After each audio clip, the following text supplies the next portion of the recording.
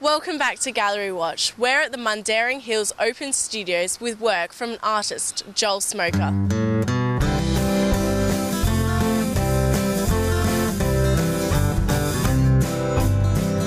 I'm Joel Smoker. I had an exhibition last year at the Gallery Ellenbrook on my pastel drawings and launched the book at the same time. And I've continued to do drawings, and so I was talking before about trips I've been making out bush, and I've got one here that I did last year at the Riddle River National Park.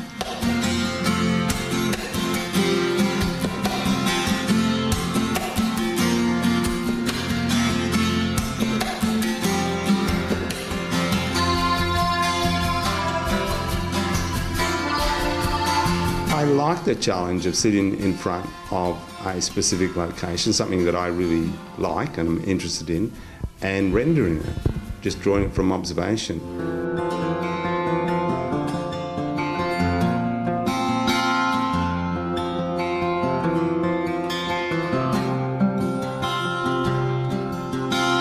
I draw them on location.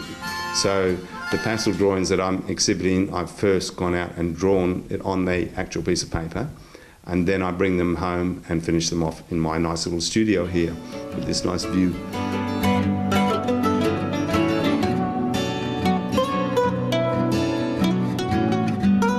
This is a drawing from the Desert Queen Baths at Riddle River National Park, and my friend Scotty took myself and my wife on the trip there. We went on 2 4-wheel drives. In fact, there's a picture of Scotty here right now.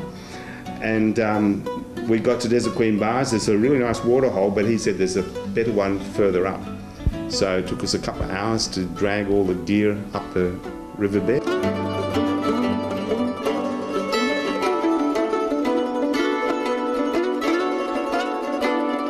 I try to pick out what I think is the predominant colour. Sometimes it's grey, if it's grey rocks.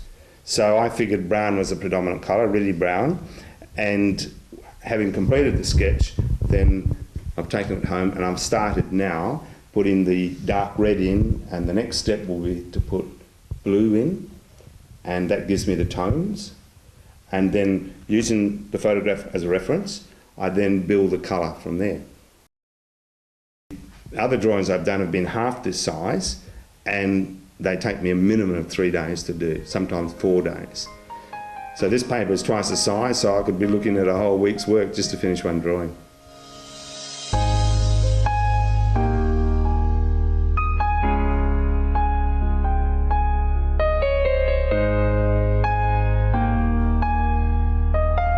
I'm calling it the Big Wide Land series, and I've got about a dozen drawings so far.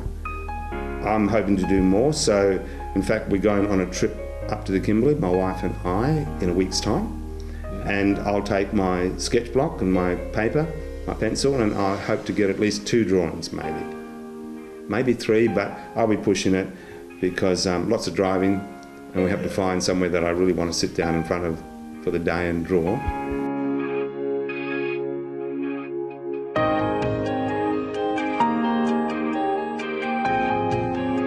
So I take photographs on my trips and put together a series of postcards of them.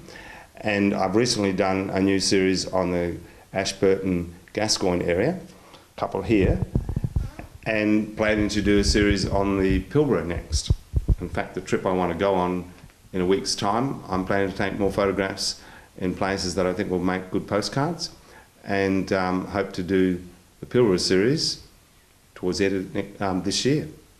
Yes, people send images with their mobile phones and stuff now, but there's still a market for postcards, and some people actually collect them. Oh yeah.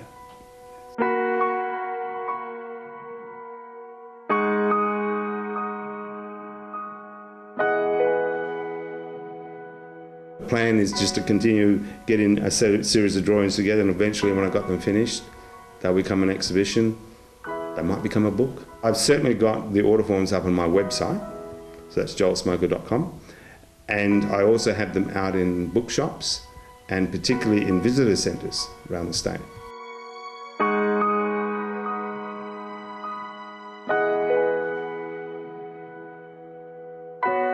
I've recently released a CD called The Human Condition.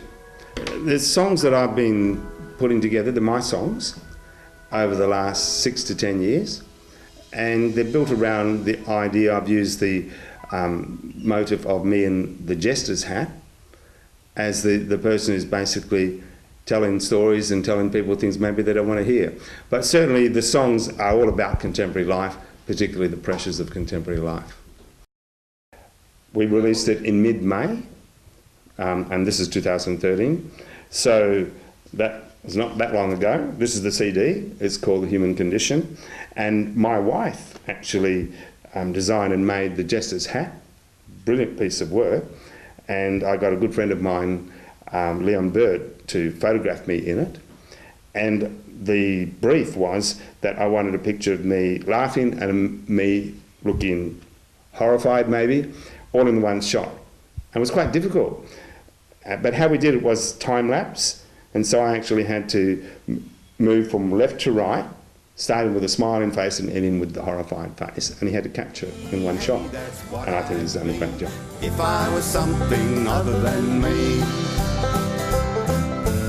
if I was a ladybird, I'd be orange. I'm trying to bring brighter colours into them, and also colours from out there in outback Australia. So I'm really aiming for those bright reds and yellows.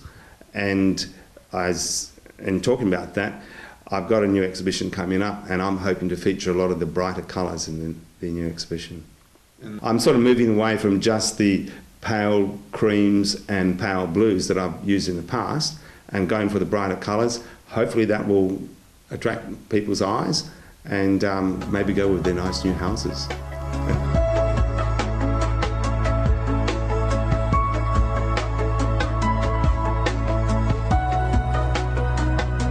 I bisque fire the pieces in my electric kiln and glaze fire them in the gas stoneware kiln.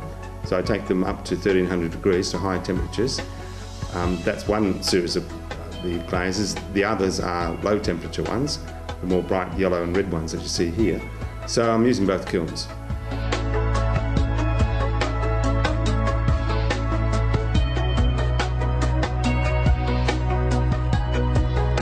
I just want to keep making new work and keep exhibiting it. And this show that I've got booked for next year is at the Zigzag Gallery in Kalamunda. It's a solo show and it's just ceramics, so that gives me a focus for the next 6 months or however long it's going to be. And I really hope that I can just continue to make more work and keep exhibiting it.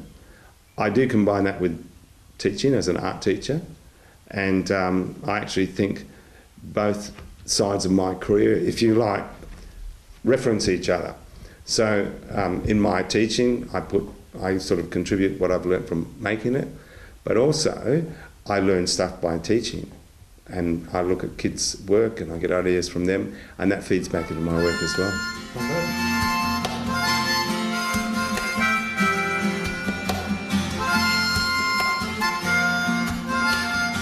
With my Year 12 students at present, we're currently doing working on a painting that's all about looking at social issues. Things like Facebook and multimedia things. And so they're going to paint the pictures by hand, but the content or the story they're telling is about modern life. So we're using, if you like, traditional means to talk about contemporary 21st century issues. So now I'm getting them to look out and look at stuff in the world and, as artists should do, make comments about what's going on in modern life.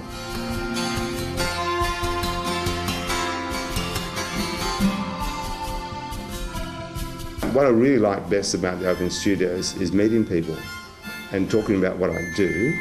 And whereas at exhibitions you don't get time to talk to people because it's all so busy, the Open Studio thing for me gives me the opportunity to talk to people and spend time and show them what I'm doing.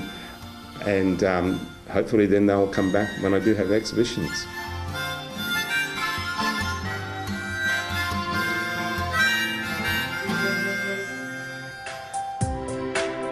Thank you for being here with us at Gallery Watch. Stay tuned next week for the last instalment from the Mundaring Hills Open Studio. I'm Sasha Costanzo. I'll see you next time.